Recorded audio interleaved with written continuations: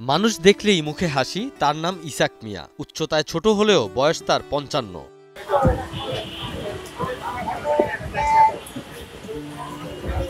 পরিবারের একমাত্র উপার্জনক্ষম ইসাক মিয়া। ৪ সন্তানের বাবা ইসাক নিজের আয়ের টাকা দিয়ে বিয়ে দিয়েছেন ২ মেয়েকে। আমি যে কর্ম করতেছি, এই কর্ম করে এই টাকা জমাইয়া ডিপেস করে ব্যাংক ব্যালেন্স করে মায়ের ঘরে বিয়ে দিছি। ধানমন্ডি এলাকায় প্রায় ৩ যুগের বেশি সময় ধরে চাকরি করেন ইসাক। আক্ষেপ করে বললেন, পরিবারে টাকা দিতে পারলে কেবলই মেলে সম্মান, টাকা না দিলে কেউই খোঁজ নেন না তার। এই যে আমার সমাজে কতটি মানুষ মারা গেছে আমি দেখতে পারি না, কেন?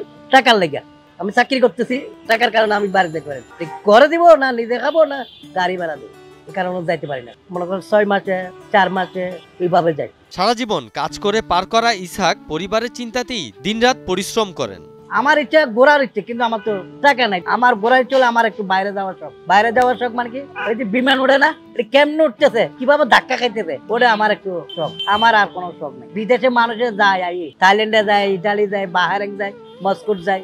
আমার একটু শখ হলো বিমানে যাই উঠবো, কিভাবে যাইতেছে আর উপর থেকে একটু নিচে তাকাবো, এটাই আমার একটু শখ। তাহলে আমি বিমানে উঠছি, আর বিমান যে চালাইতেছে তার একটু দেখবো। দেখতে শুনতে হাসি খুশি এই যোদ্ধার মনে অনেক কষ্ট। নিজের পাতে ভালো খাবার উঠলেও খেতে পারেন না পরিবারের কথা ভেবে। আমি তাদেরকে আল্লাহর কাছে বার্তা করি, আল্লাহ তাদেরকে দুনিয়াতে রাখো, আমার নিয়ে যাও। কেন? আমি তার কাছে যাবো না, তার কাছে আমি ভিক্ষা চাবো না, ভিক্ষা করবো না, যাবো না। আল্লাহ তারা তারা হেফাজত রাখো। আমার চিরাং আইতে যাইতে ৩০০০ টাকা লাগে, চিরাং আইতে যাইতে ৩০০০ টাকা লাগে। আমার এই টাকাটা কই পাবো? এক্সট্রিম মশার কয়েল প্ল্যান্ট ফাইবার দিয়ে তৈরি, তাই সহজে ভাঙে না, সুগন্ধিযুক্ত ও নিরবিচ্ছিন্নভাবে জ্বলে। ডেঙ্গু, চিকুনগুনিয়া বাহি সহ যে কোনো মশার বিরুদ্ধে দেয় এক্সট্রিম সুরক্ষা। ইসাকের ইচ্ছে একটি ব্যবসা প্রতিষ্ঠান দাঁড় করানো। গ্রামে নিজ এলাকায় একটি দোকান দিয়ে শেষ বয়সটা কাটাতে চান নিজ পরিবারের সঙ্গে। মুদি দোকান আছে, অ্যাভেলেবেল চলে, এটা প্রতি মুহূর্তে খাই, প্রতিবেলায় লাগে। ওই যে ধরনের আমার ব্যবসা করতে রাজি। যেমন এটা আমি 10টা কাস্টমার যদি বাধা কাস্টমার যদি পাই, ওটা দিয়ে আমি চলতে পারবো। তিনি জানালেন, যারা তাকে সহযোগিতা করতেন তারা অনেকেই হারিয়ে গিয়েছেন,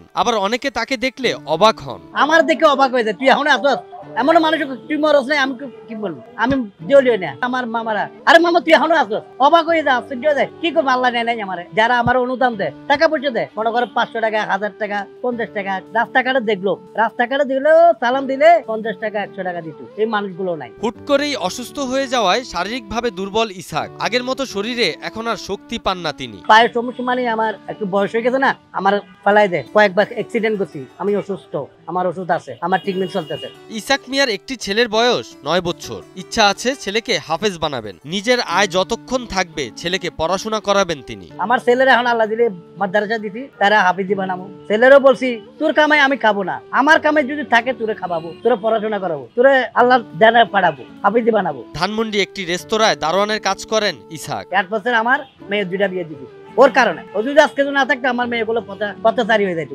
ভিক্ষা করতো, ভিক্ষা করলেও মানে টাকা পয়সা পাইতো না দেশ গ্রামে। আজকে ও কারণে আমি অনেক কিছু উন্নত হইতে পারছি। কেনা আমার এই সফল মামাই, ধানমন্ডি কাবাবের রেস্টুরেন্টের। এমন একজন মানুষকে কেন চাকরিতে রাখলেন জানতে চাইলে প্রতিষ্ঠানের ম্যানেজার বললেন, ওনার বেতন ১০,০০০ টাকা, ৩ বেলা খাওয়া থাকা সব আমাদের, তারপর আরো যত ফেসিলিটি আছে সব। অন্য স্টাফ যারা পাচ্ছে, সুস্থ একটা মানুষ যেভাবে ফেসিলিটি পাচ্ছে, ওরও সেম একই, বরঞ্চ আরো ও যদি আরো কিছু চায় সেটাও দেওয়া হচ্ছে। ঠিক আছে, আমাদের পক্ষ থেকে এটা ওর কাছে জিজ্ঞাসা করলে আর ভালোভাবে জানতে পারবে। আমাদের মালিক ওর খুব ভালো পায়, আমাদের মালিক পক্ষ যে আছে, ঠিক আছে, মোহাম্মদ স্বপন ভাই, উনি খুব ভালো পায় ওকে। বেঁচে থাকুক ইসাক, বেঁচে থাকুক ইসাকের স্বপ্ন।